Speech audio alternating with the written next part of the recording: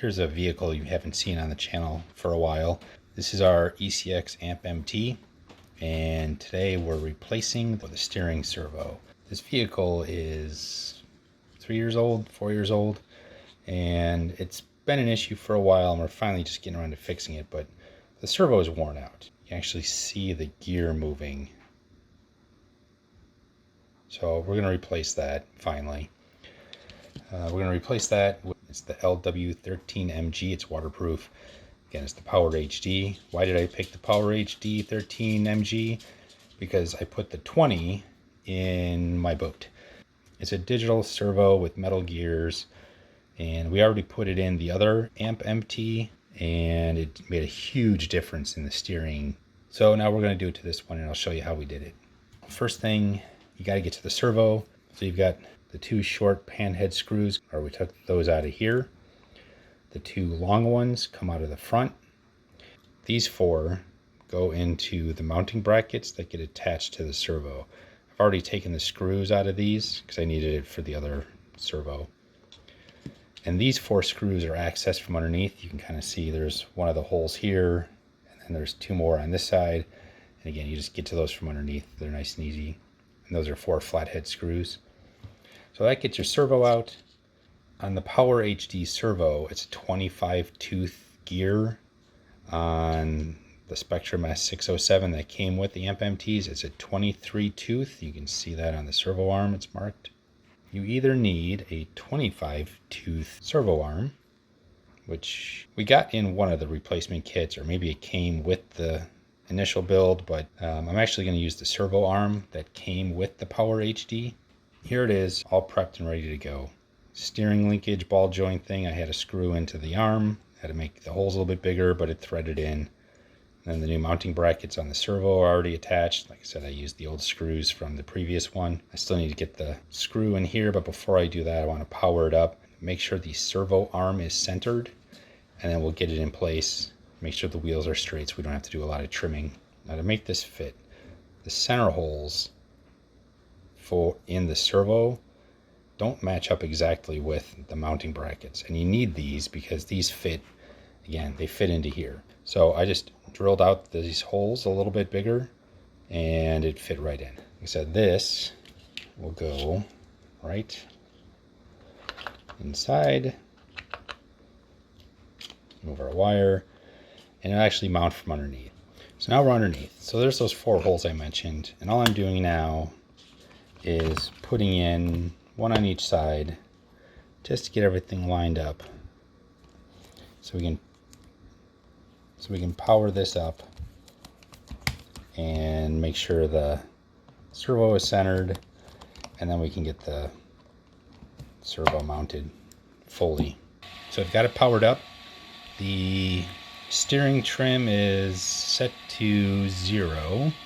The wheels are straight, and you can see actually we're pretty far off from hooking up here, so I'm going to try to pop this off. So if you look now, we've got that lined up pretty well centered. The wheels are fairly straight. It'll take a little bit of trimming probably to get it perfect, but I'm happy with where that lines up. It's a good starting point. So I am going to take the servo back out, get the servo arm screwed in, and then get everything mounted back up again.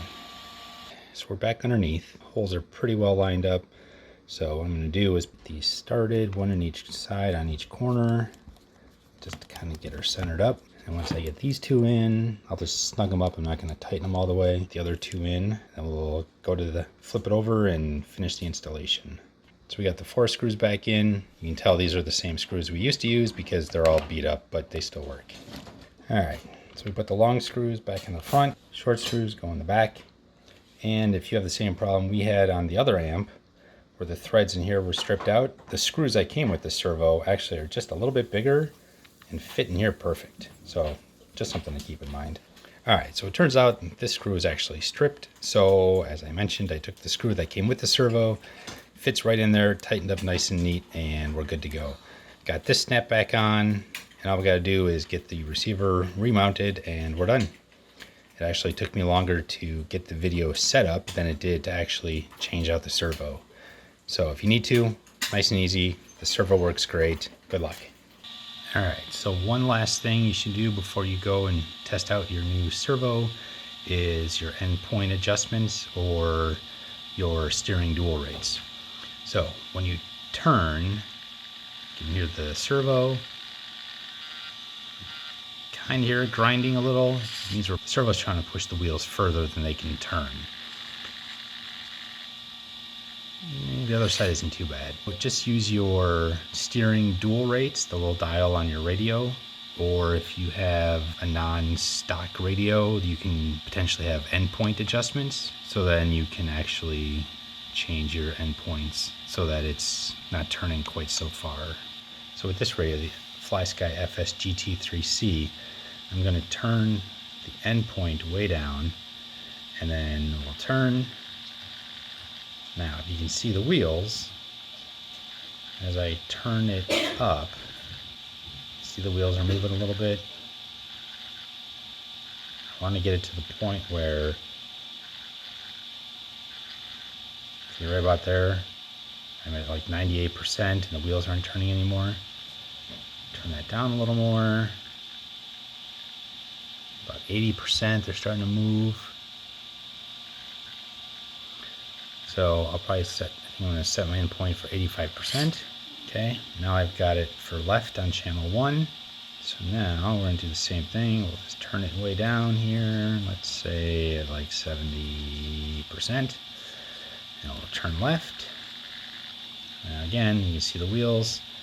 And we're just going to turn up the endpoint until our wheels stop moving. So they're still turning a little bit. They're still moving. Actually at 100% they're done. So 80% they're moving, so I'll set that for 85%, just like the other one. Our endpoints on channel 1 are set. 85% right, 85% left. So now we won't overtax our servo.